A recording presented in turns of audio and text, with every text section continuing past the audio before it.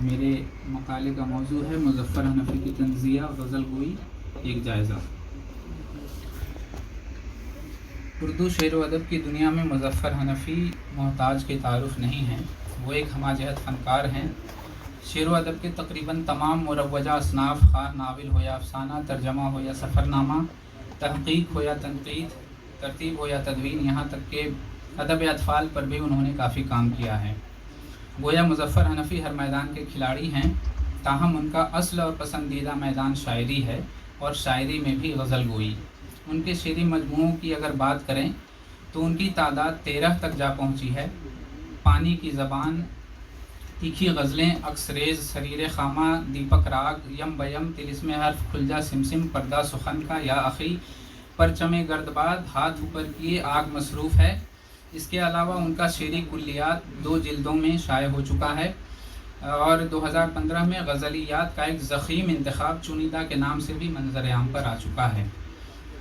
اردو ادب میں طنز کے ساتھ ہی مزاح کی روایت عام ہے، اور دونوں باہم اس قدر شعر و ادب میں حلول کیے ہوئے ہیں کہ ایسا محسوس ہوتا ہے کہ دونوں ایک ہی اصطلاح ہیں، مگر یہ خیال درست نہیں۔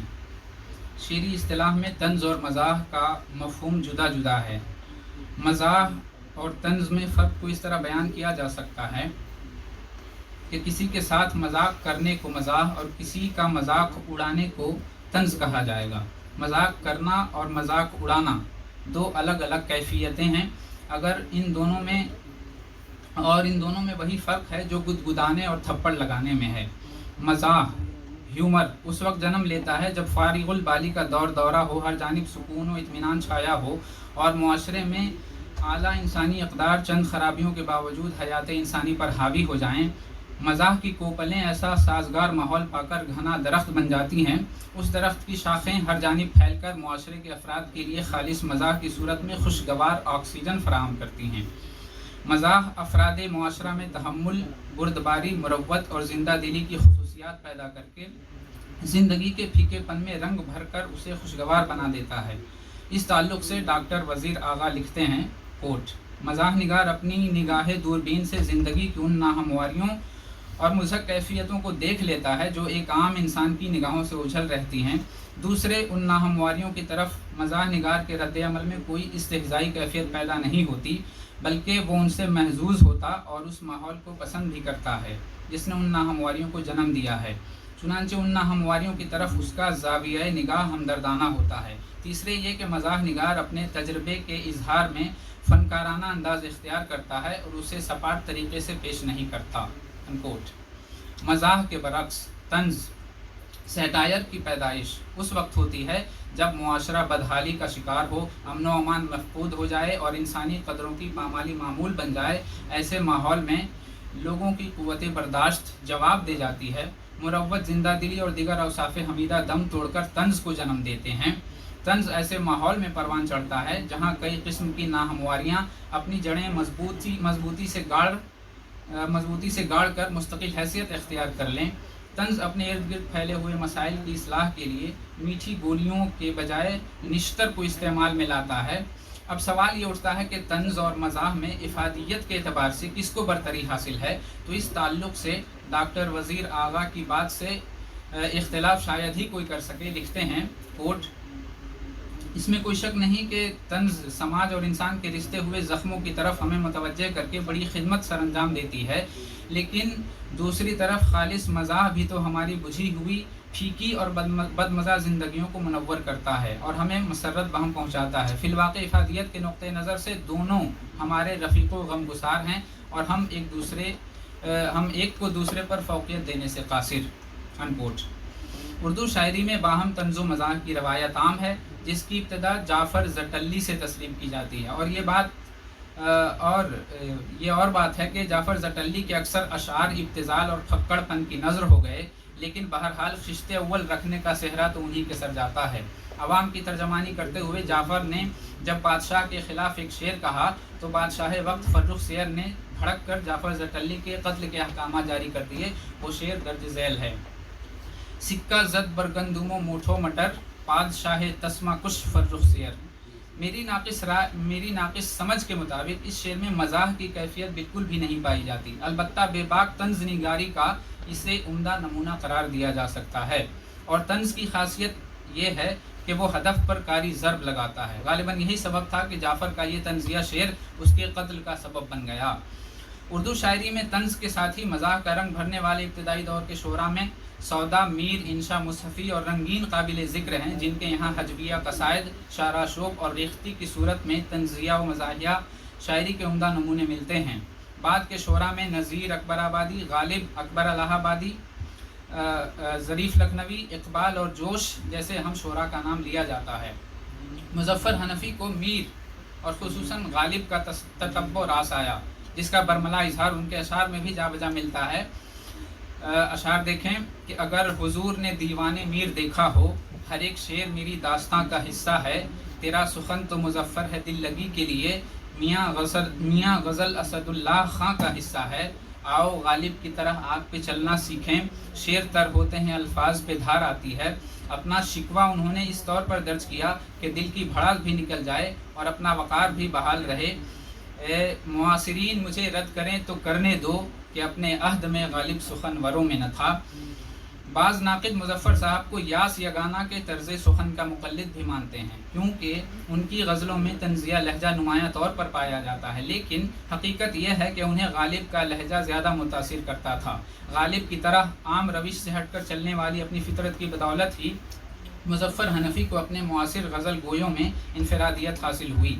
अपनी गज़ल गोई के मुतालिक खुद उनका ख़याल है, कोट, जहाँ तक मेरा अपना ताल्लुक़ है, ये अर्ज़ करने में कोई हिजाब महसूस नहीं करता हूँ कि कम अज़ कम गज़ल की हद तक मेरा अपना एक ख़ास लहजा और मुनफरिद रंग है जो दूर से पहचान में आता है, अनकोट। दरअसल ये इनफरादियत उन्हें उनकी गज़लों के तंज़िया लब व लहजे ने अता की, और तंज़ की ये निश्तरियत उन्हें अपने उस्ताद शाद आरिफ़ी के तवस्सुत से हासिल हुई, जिसका दिल से न सिर्फ वो एतराफ़ करते हैं बल्कि शाद की शागिर्दी पर फ़ख्र भी करते हुए नज़र आते हैं। अशार में मुलाज़ा करें कि है शाद आरिफ़ी से मुज़फ़्फ़र का सिलसिला, अशार सान चढ़ के बहुत तेज़ हो गए, औरों से तकाबुल न करो है मेरी तौहीन, हाँ शाद व मुज़फ़्फ़र में कुजा शाद कुजा मैं। अगरचे मुज़फ़्फ़र हनफ़ी ने अपनी गज़लों में मुख्तलिफ़ तजर्बात किए और तगज़्ज़ुल को भी मलहूज़े रखा, मगर जो चीज़ उन्हें अपने हम असरों से मुमताज़ करती है वो उनका तंज़िया लब व लहजा ही है। इस एतबार से ये कहना बेजाना होगा कि उन्होंने मज़ाह के परे खालिस तंज़ की राह अपनाई। उनका मज़ाह बहुत हद तक उर्दू फिक्शन निगार मंटू से हम आहंग था, और वो बुराई को बेबाकी से बुरा कहने को ही एक अदीब का फ़र्ज़ मनसबी गर्दानते थे। लिहाजा उनके अशार में रवायती तंज़ो मज़ाह की चाशनी की तलाश बेसूद होगी। दर्ज झैल अशार मुज़फ़्फ़र हनफ़ी के शेरी मिजाज का आईना हैं। अंदर से अच्छे होते हैं अक्सर टेढ़े तिरछे लोग, जैसे अफसाना मंटू का जैसे शेर मुज़फ़्फ़र का, मेरे तीखे शेर की कीमत दुखती रग पर कारी चोट, चिकनी चुपड़ी गज़लें बेशक आप ख़रीदें सोने से, सारे एजाज़ात से अफजल तरीन लहजे बेबाक मेरे वास्ते, मुज़फ़्फ़र सच ही कहता आ रहा हूँ सच ही लिखता हूँ, खुदा का शुक्र है नारी को मैं नूरी नहीं कहता। मुज़फ़्फ़र हनफ़ी की शायरी उनके गहरे मुशाहिदात और तीखे तजर्बात की रोशनी में वजूद पाती है। अगर मुशाहिदा तल्ख़ है तो शायरी में तल्ख़ी का दर आना फितरी बात है। अपने अहद की कड़वी सच्चाइयों को उन्होंने अपनी गज़लों में बग़ैर किसी तसन्नु और मुलम्मा कारी के और लाग लपेट के बग़ैर पेश कर दिया। न अंजाम की परवाह की, न सताइश की तमन्ना, और क्यों न हो कि अपने इसी तीखे और कसैले अंदाज़ बयान की बिना पर ही तो वो दूर से पहचाने जाते हैं। मुआशरती ज़िंदगी की अबतरी, दम तोड़ती इंसानियत, मुल्की सियासत का गैर इंसानी रवैया, अहले इक़्तिदार की बेहिसी, बदउनवानी, इंसानी रिश्तों और अक़दार की पामाली, आपसी मुनाफरत जैसे मसाइल को निश्तर की तरह कलेजे में चुभ जाने वाले अंदाज में बयान करने का हुनर मुज़फ़्फ़र हनफ़ी का ख़ासा है। दर्ज झैल अशार में मुआशरती मसाइल पर तंज़ की कारी ज़र्ब बखूबी महसूस की जा सकती है। हज़ारों मुश्किलें हैं दोस्तों से दूर रहने में, मगर एक फ़ायदा है पीठ में खंजर नहीं लगता, दुश्मन में और दोस्त में क्या रह गई तमीज़, बस ये कि कोई नींद कोई ख्वाब ले गया, उधर नोची खसूटी औरतें दहशत ज़दा बच्चे, सलाखें दरमियाँ थीं कुछ लरसते हाथ बाहर थे, मैं उसको रोकता कैसे, मैं उससे पूछता भी क्या कि उसकी गोद से दो नन्हे नन्हे हाथ बाहर थे। ख़ता की है मुज़फ़्फ़र ने यकीनन हाथ फैलाकर, मगर उस वक्त जेबों से तुम्हारे हाथ बाहर थे। अजीमुल मर्तबत माजी था शहजादों की किस्मत में, मेरा रंगीन मुस्तकबिल है रिश्वत खोर हाथों में। और उर्दू ज़बान की कसम पुरसी पे लिखते हैं कि सितम रसीदा है हिंदुस्तान में उर्दू, इसी ज़बान में हिंदुस्तान ज़्यादा है। अहले सियासत की बेहिसी और नाम नेहाद मेमारान कौम मिल्लत के रवैयों पर इस अंदाज से चोट करते हैं, आप महफूज किनारे से तमाशा देखें, घर सुलगते हुए पानी में नज़र आते हैं। अमन का जिनको परस्तार कहा जाता है, मुनहमिक शोला बयानी में नज़र आते हैं। मद्दाहे जहाँ पनाह भी वो, वाबस्ते खानकाह भी वो, जाना पड़ा सभी को सियासत के हुक्म पर, और जो नहीं गया वो कलमदान से गया। मुज़फ़्फ़र हनफ़ी अपनी राह आप बनाने वालों में से हैं। रवायत की तक़लीद नहीं करते मगर उससे बिल्कुल दामन भी नहीं बचाते। अगरचे उन्हें जदीदियत का शायर तस्लीम किया जाता है, ताहम खालिस इबहाम को वो पसंद नहीं करते। यूँ ही तरक्की पसंदी भी जुज़वी तौर पर उन्हें पसंद है। डॉक्टर महबूब राही इस ताल्लुक़ से रकम तराज हैं। कोट, वो यानी मुज़फ़्फ़र हनफ़ी रवायत के पैरों नहीं तो उसके सेहतमंद और जानदार अनासिर के अंधाधुंध मुखालफत भी नहीं करते।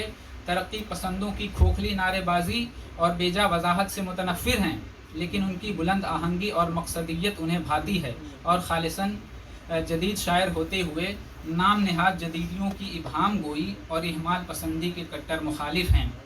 अनकोट। यही वजह है कि मुज़फ़्फ़र हनफ़ी जदीद और अलामती शायर होने के बावजूद शेर में शेरियत और तरसील व इबलाग़ के भी कायल हैं, जिसका इजहार अपने अशार में भी जाबजा करते नज़र आते हैं। अशार मुलाहज़ा हों कि जहाँ शेर गो फ़लसफ़ी हो गया, मुज़फ़्फ़र गज़ल गुनगुनाता रहा, उठ गया शेर से इबलाग़ मुज़फ़्फ़र हनफ़ी, जब तलक तुमसे बने बात बनाए रखना, तकमीले ज़ात करबे अना वहदतुल वजूद, बस कीजिए जनाब कि हम बोर हो गए। गरज के मुज़फ़्फ़र हनफ़ी की साफ गोई और बेबाक लहजे और बंधे टके उसूलों की मुखालफत की बदौलत उनकी गज़लों में जो तीखापन या खुरदुरापन पैदा हुआ, वो उनकी शूरी कोशिश का नतीजा ही कहा जा सकता है, और उन्हें अपने फ़न की इसी नुदरत पर फ़ख्र भी है। यही सबब है कि वो अपने अशार में अपने शेरी लबो लहजे को मुनफरिद अंदाज़े सुखन से ताबीर करते रहे। मुज़फ़्फ़र शायरी में उम्र ज़ाय हो गई, लेकिन मेरी आवाज़ अलग है, मुनफरिद आहंग है मेरा। अगरचे मुज़फ़्फ़र साहब ने नज़में और रुबाइयाँ भी लिखी, मगर गज़ल गोई उन्हें ज़्यादा महबूब थी। यही सबब है कि कमोबेश 2000 गज़लें उनके नोके कलम से वजूद में आईं, और आखिर उम्र तक वो यही कहते रहे, हमारी सादगी में कोई पुरकारी नहीं होगी, मियाँ हमसे अंधेरे की तरफदारी नहीं होगी। ये बात तो तस्लीम शुदा है कि मुज़फ़्फ़र हनफ़ी शाद आरिफ़ी के शागिर्द ही नहीं बल्कि उनके सच्चे जानशीन साबित हुए। चुनांचे 10 अक्टूबर 2020 ईस्वी को जब उनकी वफ़ात हुई तो अहद हाज़िर के मारूफ शायर व अदीब डॉक्टर ज़हीर रहमती ने एक उम्दा क़तई तारीख़ लिखा कि शाद को उसने किया है शादां, बात ये कोई नहीं है मख्फ़ी, नाम है उसका ही उस्ताद के बाद, तंज़िया शायर मुज़फ़्फ़र हनफ़ी।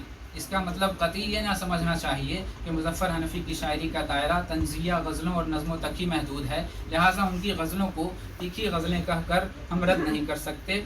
यही ख़याल शमसुर रहमान फ़ारूक़ी ने भी कुल्लियात मुज़फ़्फ़र हनफ़ी के दिबाचे में ज़ाहिर किया। लिखते हैं, कोट, तंज़ की बुनियादी ख़ुसूसियत यही है कि बात कुछ मकसूद होती है और कहीं कुछ और जाती है। मुज़फ़्फ़र हनफ़ी के यहाँ ये सिफ़त आम है और बराह रास्त सिर्फ तंज़ से मुख्तस नहीं, लिहाजा मुज़फ़्फ़र हनफ़ी के कलाम की महज तंज़िया जहत पर सारी तवज्जो मुनतिफ़ करके हम उनके साथ कुछ ज़्यादती के मुर्तकिब होते हैं।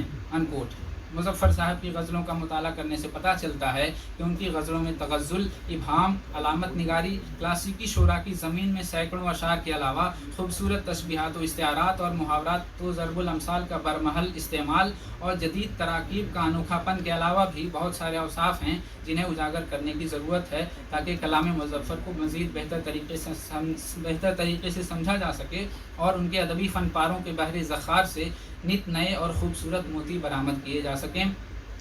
बहुत मुमकिन है कि किसी नक्काद ने उनकी गज़लों के तंज़िया लबो लहजे पर सवाल उठाया हो तो उसी के जवाब के तौर पर उन्होंने ये शेर पेश कर दिया होगा, हमारे ज़ख्मों पे दुनिया नमक छिड़कती है तो हम भी मिर्च गज़ल की ज़बां पे रखते हैं। बहुत शुक्रिया।